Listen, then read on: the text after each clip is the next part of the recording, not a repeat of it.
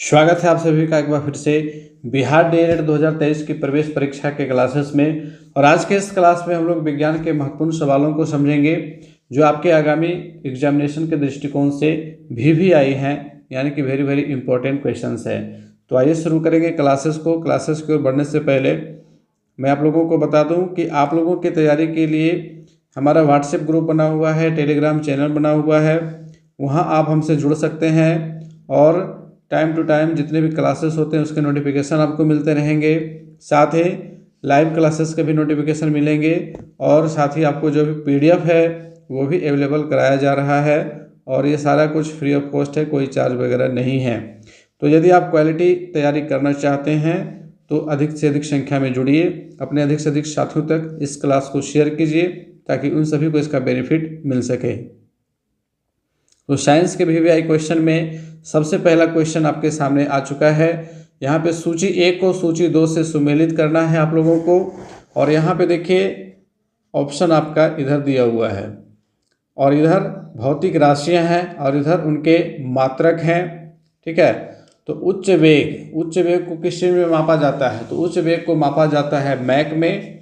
और वही बात करेंगे तरंग दैर्घ्य की, तो तरंग दैर्घ्य को मापा जाता है एंगस्ट्रॉम में। दाब की मात्रक पास्कल होती है, ऊर्जा की मात्रक जूल होती है। तो इस प्रकार से ये चारों ही सुमेलित ही हैं, A का A, B का 2, C का 3 इस प्रकार से है। तो A का A, B का 2, C का 3 और D का 4, ऑप्शन नंबर 3 में आपका आंसर है। नेक्स्ट क्वेश्चन है, किस तापमान पर जल का घनत्व अधिकतम होता है? जल का घनत्व सबसे अधिकतम किस तापमान पर होता है? आपने एक सवाल पढ़ा होगा कि किस तापमान पर जल उबलने लगता है, ठीक है। तो 100 डिग्री सेल्सियस जब टेम्परेचर होता है तो जल जो है वो उबलने लग जाता है ना। वहीं अगर 0 डिग्री सेल्सियस पर पानी को ठंडा किया जाता है तो वह जम जाता है। क्या होता है? जम जाता है और बर्फ में तब्दील हो जाता है। लेकिन सवाल यहाँ क्या कर रहा है कि जल का घनत्व सबसे अधिकतम किस तापमान पर होता है? तो इसका सही आंसर होगा 4 डिग्री सेल्सियस पर, ठीक है, 4 डिग्री सेल्सियस पर। नेक्स्ट क्वेश्चन लीजिए, निम्न में से किस स्थान पर गुरुत्वाकर्षण का मान अधिकतम होगा? गुरुत्वाकर्षण यानी कि G की वैल्यू सबसे ज़्यादा कहाँ होगी? तो आप लोगों ने पढ़ा होगा फिजिक्स में कि गुरुत्वाकर्षण का मान पृथ्वी के केंद्र से उसकी दूरी पर निर्भर करती है। और जैसा कि हम लोग जानते हैं कि पृथ्वी पूरी तरह से गोल नहीं है, यह अपने सतहों पर नारंगी की तरह चिपटी है ना। तो चिपटी हुई है। तो अगर हम केंद्र से डायमीटर रेडियस खींचेंगे तो रेडियस यहाँ पर देखिए ये नॉर्थ पोल है और ये साउथ पोल है, ठीक है। और ये इक्वेटर है आपका। तो इक्वेटर है यानी कि विषुवत रेखा है। तो विषुवत रेखा और केंद्र की बीच की दूरी जो है वो अधिक है और नॉर्थ पोल और साउथ पोल इनके बीच की दूरी कम है। तो जहाँ दूरी कम होगी वहाँ G का मान अधिकतम होगा। ऑप्शन यहाँ पे दिया हुआ है, क्या क्या आप समझिए। माउंट एवरेस्ट की चोटी पर, तो माउंट एवरेस्ट 8,488 फीट इसकी ऊंचाई है ना। 8,488 मीटर है इसकी ऊंचाई, सॉरी फीट नहीं है, मीटर है। तो अब उतनी ज़्यादा ऊंचाई पर तो G का मान घटेगा, ठीक है। कुतुब मीनार के ऊपर यह भी काफ़ी हाइट पर होगा।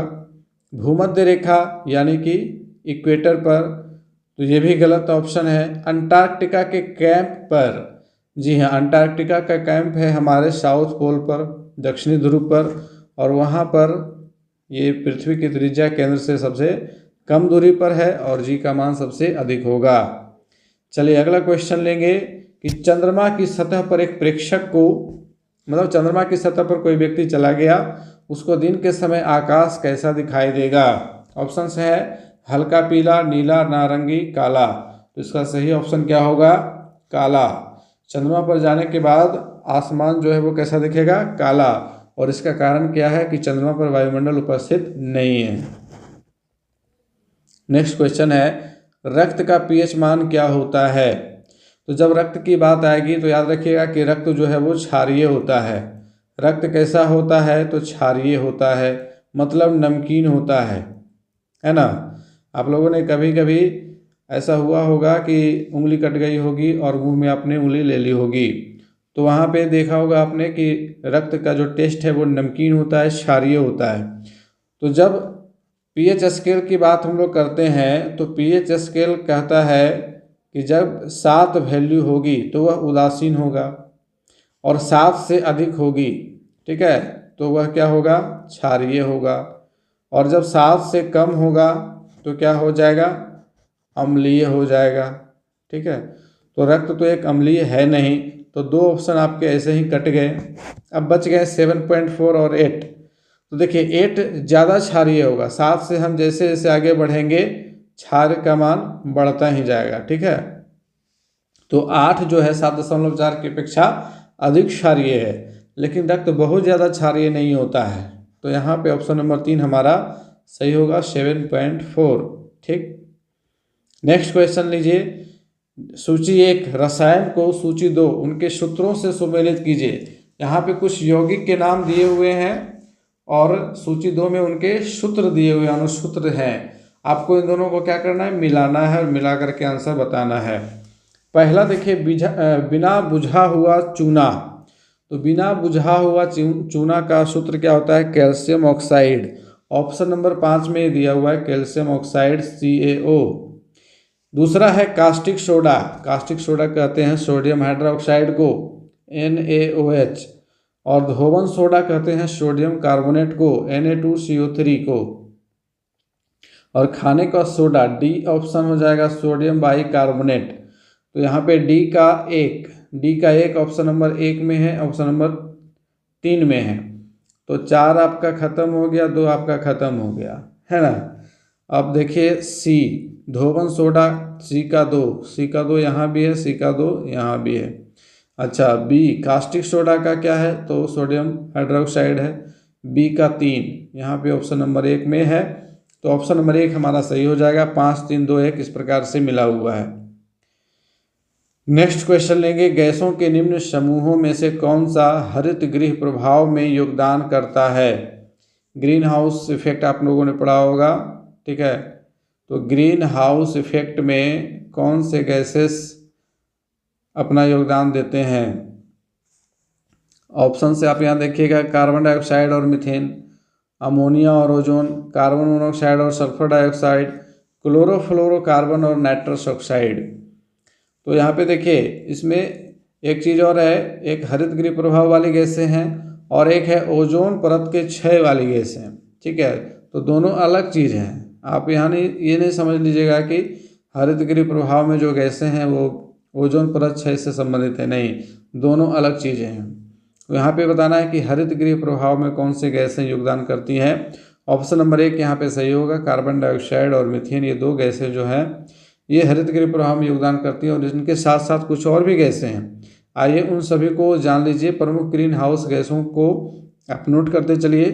CO2, methane, nitrous oxide, hydrofluorocarbon, sulphur hexafluoride, ozone और जलवाष्प। तो ये सभी जो है वो ग्रीन हाउस इफेक्ट पैदा करने वाली गैसें हैं।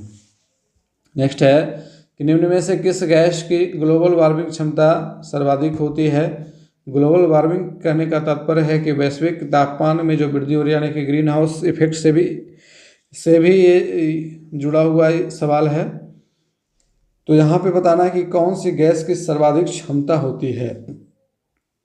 ऑप्शंस हैं methane, sulphur hexafluoride, carbon dioxide, nitrous oxide. तो इसका सही ऑप्शन है ऑप्शन नंबर 2, सल्फर हेक्साफ्लोराइड। यहाँ पे देखिए विभिन्न ग्रीन हाउस गैसों की ग्लोबल वार्मिंग क्षमता दी हुई है। CO2 1 वर्ष तक कैपेसिटी इसकी होती है। मीथेन 21 वर्ष तक क्षमता रखता है। नाइट्रस ऑक्साइड 310 वर्षों तक। हाइड्रोफ्लोरोकार्बन 140 से 11,700 वर्षों तक। और आपका सल्फर हेक्साफ्लोराइड ये 23,900 वर्षों तक ग्लोबल वार्मिंग की क्षमता धारण करता है। नेक्स्ट क्वेश्चन है कि सोना किस अम्ल में घुल जाता है?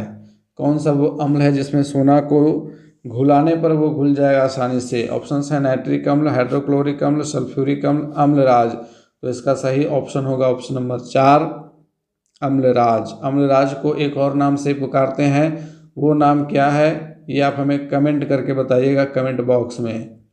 नेक्स्ट क्वेश्चन लेंगे, 3 तत्व जिनका उपयोग रासायनिक उर्वरकों में सर्वाधिक होता है वो कौन कौन से हैं? 3 तत्व जिनका उपयोग रासायनिक उर्वरकों में सर्वाधिक होता है तो वो है नाइट्रोजन, पोटेशियम और फास्फोरस। नाइट्रोजन, पोटेशियम और फास्फोरस। नाइट्रोजन यूरिया बनाने में इस्तेमाल आता है, पोटेशियम पोटास और फास्फोरस फॉस्फेट। तो यहाँ पे ऑप्शन नंबर 2 सही है। नेक्स्ट क्वेश्चन लेंगे कि सिल्वीकल्चर विज्ञान की वह शाखा है जिसमें वर्णन होता है, किस चीज़ का वर्णन होता है सिल्वीकल्चर के अंतर्गत हमको लोगों को क्या पढ़ना होता है? शैवालों के संवर्धन का, वन के विकास का, सिल्सिफाइड पादपों का या फिर कवकों के संवर्धन का? तो इसका सही ऑप्शन है ऑप्शन नंबर 2 वन के विकास का। किसका? तो वन के विकास का। नेक्स्ट क्वेश्चन लीजिए, आलू का खाने योग्य भाग कौन सा होता है? आलू जो हम लोग खाते हैं वह पौधे का कौन सा भाग होता है? जड़ होता है, कलिका होती है, फल होता है या फिर तना होती है? तो आलू का जो खाने योग्य भाग होता है वो होता है तना। और कुछ और भी ऐसे पौधे जिनका हम लोग तना खाते हैं, खाने में इस्तेमाल करते हैं, जैसे अदरक, ठीक है, अदरक, आपका हल्दी भी उसी श्रेणी का पौधा है, हल्दी का भी हम लोग तना ही खाते हैं, और प्याज, लहसुन, ये सभी जो हैं वो उनके तने हम लोग खाते हैं। नेक्स्ट क्वेश्चन, मेंडल ने किस पौधे पर संकरण प्रयोग किया? आप लोगों ने पढ़ा होगा आनुवांशिकी वाले चैप्टर में जॉर्ज ग्रेगर मेंडल का आनुवांशिकी के ऊपर प्रयोग, और इन्होंने एक लंबे मटर और एक बौने मटर के बीज लिए थे और इसके ऊपर इन्होंने आनुवांशिकी का प्रयोग किया था। तो कौन सा वो मटर था? Chicken P, pigeon P, garden pea, जंगली मटर? तो यहाँ पे ऑप्शन नंबर 3 सही है, गार्डन पी। नेक्स्ट क्वेश्चन, सूर्य से बढ़ती दूरी के अनुसार ग्रहों का निम्न में से कौन सा क्रम सही है? तो सूरज के दूरी के अनुसार बढ़ते क्रम में ग्रहों के नाम याद रहने चाहिए आप लोगों को, और इसको याद करने के लिए एक बहुत बढ़िया ट्रिक है, उस ट्रिक को भी हम लोग डिस्कस करेंगे। पहले इसका आंसर क्या होगा इसको समझ लीजिए। तो इसका ऑप्शन नंबर 1 सही आंसर है, बुध, शुक्र, पृथ्वी और मंगल। ये सूर्य से दूरी के बढ़ते क्रम के अनुसार सही ऑप्शन है। अब हम बात करेंगे उस ट्रिक की जिसके द्वारा आप सभी ग्रहों के नाम याद रख सकते हैं। तो एक लाइन आप लोगों को याद रखनी है, my very educated mother just showed us 9 planets. तो माई का एम, जितने भी वर्ड हैं यहाँ पे उसका पहला लेटर एक ग्रह के नाम को इंडिकेट करता है। M for Mercury, V for Venus, E for Earth, M for Mars, J for Jupiter, S for Saturn, U for Uranus and N for Neptune. तो इस प्रकार से 1 2 3 4 5 6 7 और 8 आठों ग्रहों के नाम आप याद रख पाएंगे। चलिए नेक्स्ट क्वेश्चन लेंगे, पृथ्वी के किस भाग में निकेल और लोहे की प्रधानता पाई जाती है? तो देखिए निकेल का संकेत क्या है Na, लोहा का संकेत क्या है Fe, इसको मिला करके पढ़िए नीफे हो गया। तो इसका सही आंसर होगा नीफे। लेकिन एक बात यहाँ पे ये है कि पृथ्वी के क्रोड में ही नीफे पाया जाता है, ठीक है, पृथ्वी के क्रोड में ही नीफे पाया जाता है। तो अगर इस तरह का प्रश्न रहेगा, पहली बात तो इस तरह का प्रश्न देगा नहीं, क्योंकि ऑप्शन अगर नीफे रहेगा तो क्रोड नहीं रहेगा और क्रोड रहेगा तो नीफे नहीं रहेगा। मैंने केवल समझाने के दृष्टिकोण से दोनों ही ऑप्शन को रख लिया है ताकि आप लोगों की समझ बन सके, आप लोगों को याद हो जाए कि नीफे और क्रोड, क्योंकि क्रोड में ही नीफे पाया जाता है, ठीक है। तो लोहे और निकेल इन दोनों की प्रधानता नीफे में है अर्थात क्रोड में है। चलिए नेक्स्ट क्वेश्चन लेंगे, अस्थाई चुंबक जिस पदार्थ का बना होता है वह कौन सा पदार्थ कहलाता है? तो अस्थाई चुंबक बनता है फेरोमैग्नेटिक से, याद रखिएगा इस चीज़ को। नेक्स्ट क्वेश्चन है, विद्युत बल्ब का तंतु का धारा प्रवाहित करने से, विद्युत बल्ब का तंतु का यहाँ पे नहीं होगा, धारा प्रवाहित करने से चमकने लगता है, परंतु तंतु में धारा ले जाने वाले तार नहीं चमकते हैं। आप लोगों ने बल्ब देखा है, अब इस बल्ब में जो फिलामेंट लगा होता है तो फिलामेंट चमकता है, लेकिन ये जो 2 तार होते हैं ये तार नहीं चमकते हैं। इसका क्या कारण है ये बताइए। तो यहाँ पे इसका सही ऑप्शन होगा कि तंतु का प्रतिरोध तारों की अपेक्षा अधिक होता है। ये जो तंतु फिलामेंट है, अच्छा इसी से संबंधित एक और सवाल रहेगा कि विद्युत बल्ब का जो फिलामेंट होता है वो किस धातु का बना होता है। तो ये जो है टंगस्टन धातु का बना होता है। और टंगस्टन का संकेत क्या होता है, जैसे सोडियम का Na, तो टंगस्टन का संकेत क्या होता है ये आपको हमें कमेंट करके बताना है, ठीक है। नेक्स्ट क्वेश्चन, निम्न में से प्रकाश के प्राथमिक रंग कौन कौन से हैं। तो प्राथमिक रंगों की जब बात होगी तो याद रखिएगा RGB, ठीक है। आप लोगों ने बहुत जगह देखा होगा, लैपटॉप में, कंप्यूटर में, जब भी कलर कॉम्बिनेशन की बात होती है फोटोशॉप वगैरह में, तो RGB का ऑप्शन वहाँ पे होता है। और RGB ये है प्राथमिक रंग, ठीक है। इनको प्राइमरी कलर्स कहते हैं। R for red, G for green and B for blue, ठीक है। तो रेड, ग्रीन एंड ब्लू याद रखिएगा। चलिए नेक्स्ट क्वेश्चन लेंगे। प्रेशर कुकर में खाना कम समय में पक जाता है, क्यों। क्योंकि प्रेशर कुकर में अधिक दाब होता है और पानी का ताप बढ़ा होता है। तो अधिक दाब के कारण उबलते पानी का ताप बढ़ जाता है। तीसरा ऑप्शन सही हो जाएगा। नेक्स्ट क्वेश्चन लेंगे। जब दूध से क्रीम निकाल लिया जाता है तो दूध से क्रीम निकालने पर क्या होता है, दूध का घनत्व बढ़ जाता है या फिर घट जाता है या फिर अपरिवर्तित रहता है या फिर दूध जम जाता है। तो जब दूध से उसकी क्रीम निकाल ली जाती है तो दूध का घनत्व बढ़ जाता है, ठीक है, पहला ऑप्शन हो जाएगा। नेक्स्ट है कि किसी परमाणु की बाह्यतम कक्षा में कितने इलेक्ट्रॉन रह सकते हैं। तो जब भी किसी भी अस्थायी परमाणु की हम बात करेंगे तो उसके बाह्यतम कक्षा में अधिकतम 8 इलेक्ट्रॉन रह सकते हैं। कितने, 8 इलेक्ट्रॉन रह सकते हैं, इस चीज़ को याद रखेंगे। तो यहाँ पे ऑप्शन नंबर 2 हो जाएगा सही।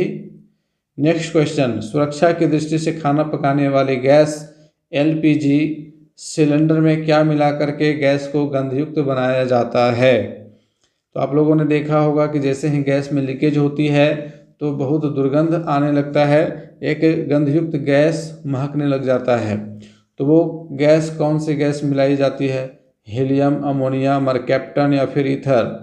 तो देखिए प्रारंभ में जब LPG आया था वो गंधहीन होता था और बाय द वे किसी भी कारण से गैस में लीकेज हुआ तो किसी को पता नहीं चलता था और जिस वजह से बहुत सारी दुर्घटनाएं हुई। तो इन पर रोक लगाने के लिए क्या किया गया कि उसमें एक दुर्गंध युक्त गैस मिला दी गई ताकि जैसे ही गैस का लीकेज हो तो उसकी दुर्गंध से पता चल जाए लोगों को कि गैस लीकेज हो रहा है और लोग सावधान हो जाए। तो वह गैस है मेथिल मरकैप्टन, ठीक है। कौन सी गैस है, मेथिल मरकैप्टन।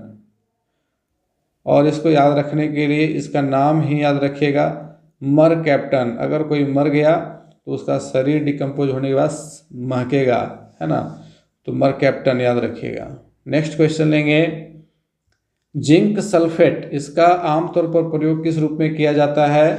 तो इसका प्रयोग एक कवकनाशी के रूप में किया जाता है और जब भी खुजली वगैरह हो जाता है जो मुख्य रूप से कवक के कारण होता है तो जो घोल दिया जाता है दवाई के रूप में उसके में जिंक सल्फेट की मात्रा होती है, ठीक है। तो पहला ऑप्शन हो जाएगा सही। नेक्स्ट क्वेश्चन लेंगे। ओजोन बायोस्फीयर को किससे बचाती है।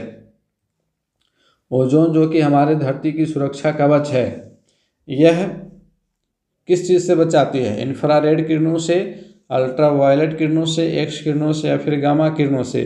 तो इसका सही ऑप्शन हो जाएगा ऑप्शन नंबर 2, अल्ट्रावायलेट किरणों से। किससे, तो अल्ट्रावायलेट किरणों से यानी कि पराबैंगनी किरणों से। इसी का हिंदी नाम क्या है, पराबैंगनी किरणें, ठीक है। चलिए नेक्स्ट क्वेश्चन लेंगे।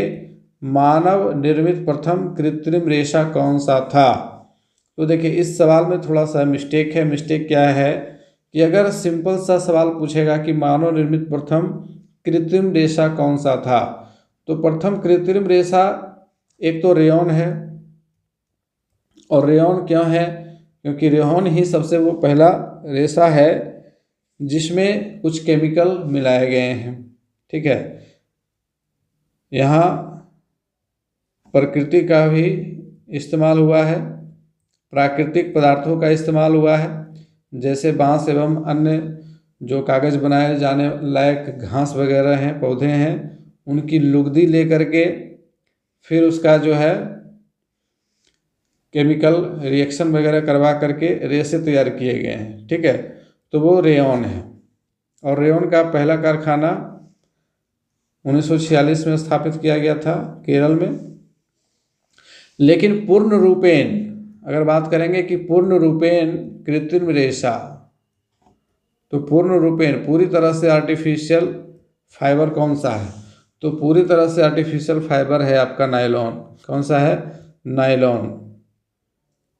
चलिए नेक्स्ट क्वेश्चन लेंगे। उससे पहले अगर आपको हमारे क्लास पसंद आ रहे हैं तो लाइक बटन पे क्लिक कर दीजिएगा, अपने अधिक से अधिक साथियों तक शेयर कर दीजिएगा ताकि उन सभी को भी इसका लाभ मिल सके।